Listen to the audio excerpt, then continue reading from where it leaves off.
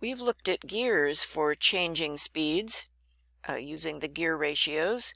Another option for changing speeds is a belt drive. These belts are made out of rubber synthetic material.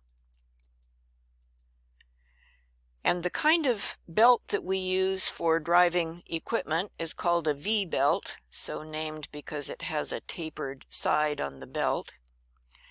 And the benefit of that is that that V-shaped belt wedges down into the groove on the sheave and grips tightly. You notice I said sheave. Sheave, it's spelled this way, S-H-E-A-V-E, and it's pronounced shiv, and that is the grooved pulley that you put V-belts around. V-belt drives with shivs are really common. Here are some big ones, this one on a JCI rock crusher, this one on a Peterson Pacific piece of equipment, and you can see both of these have grooves for many, many belts.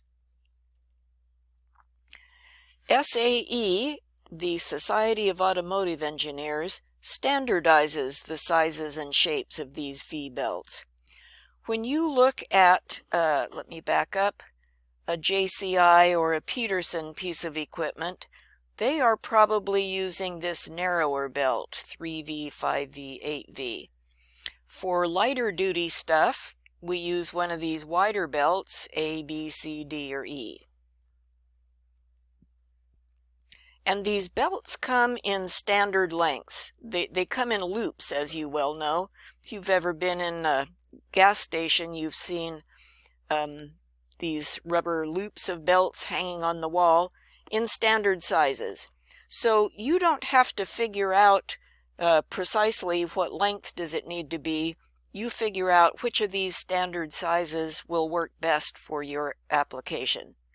And we'll practice doing that. There are other types of belts besides V-belts.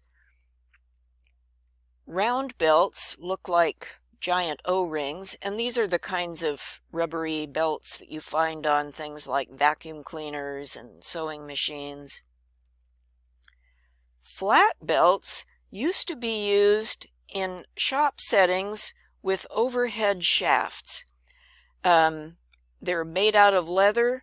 You can run a number of machines off of one overhead jack shaft, it's called.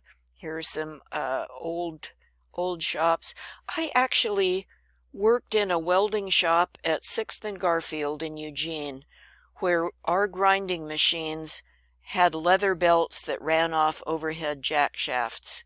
I thought that was cool. And every so often, we'd have to, if the belt would start slipping, we had a bucket full of this tar substance and a stick, and we'd smear the tar stuff on our belts.